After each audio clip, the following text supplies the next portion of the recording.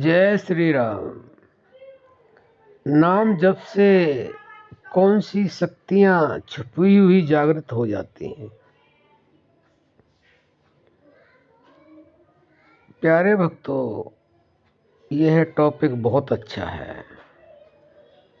जो साधना के बारे में, जो हमारे अंदर शक्ति है उसके बारे में, भगवान क्या है, भगवान कहाँ रहता है, भगवान क्या करता है, भगवान है या नहीं है, आध्यात्म चर्चा के लिए ऐसे प्रश्न आते हैं तो बड़ी प्रसन्नता होती है। तो बहुत अच्छा प्रश्न है। आप बड़े ध्यान से एकाग्रचित्त होकर के सुने और अपने जीवन में भी अवश्य उतारें। देखिए भक्तों, हमारे अंदर जो शक्तियां हैं वह एक दो नहीं है, अनंत शक्तियां हैं। शक्तियों का हमारे अंदर, हर मनुष्य के अंदर, हर जीव के अंदर भंडार है। जैसे समुद्र के अंदर हर चीज का भंडार छुपा हुआ होता है, ऐसे ही हमारे शरीर के अंदर शक्तियों का भंडार छुपा हुआ है।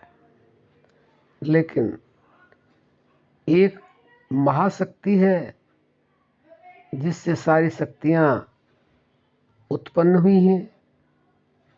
उस महाशक्ति को ही हमने जागृत करना होता है। और ऐसा नहीं कि उन शक्तियों को जागृत नहीं किया है, शक्तियों को जागृत किया है। लेकिन जब तक उस महाशक्ति को हम जागृत नहीं करेंगे, हमारी और शक्तियां जागृत नहीं हो सकती हैं। तो वो क्या है? वो है हमारी महाकुंडलिनी शक्ति, और वो हमारे अंदर ही है।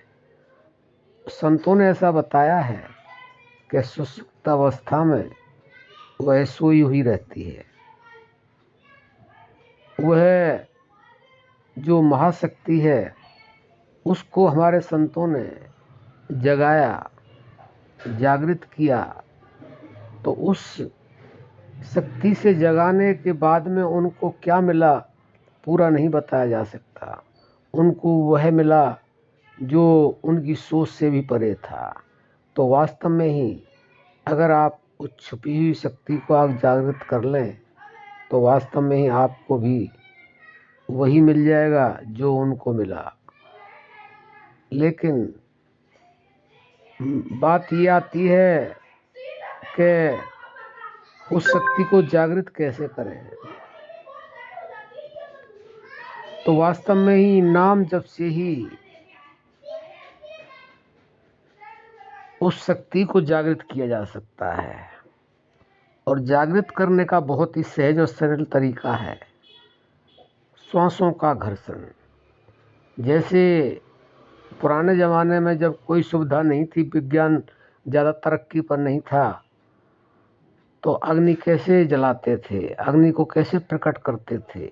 दो पत्थरों की रगड़ से और अग्नि को उत्पन्न करते थे। तो ये बहुत ही सहज और सरल तरीका है और सर्वोत्तम है। श्वासों का घर्षण, श्वासों का घर्षण करो और निरंतर करो और एकाग्रचित्त होकर के करोगे तो वास्तव में ही वह कुंडलिनी शक्ति जागृत होने लगती है। और लगातार के अभ्यास से वह जागृत हो जाती है। और जब वह जागृत हो जाती है तो हमें वह प्राप्त हो जाता है जो हमें चाहिए। इसलिए वास्तव में ही वह नाम जब से ही जागृत होती है, और कोई तरीका है ही नहीं। क्योंकि हमारे अंदर जो प्राण की शक्ति है उसी से हमारा शरीर चलता है, उसी से हमारी इंद्रियां चलती हैं। मन बुद्धि उस प्राण शक्ति से ही है। अगर वो प्राण शक्ति नहीं है तो हम कुछ नहीं हैं।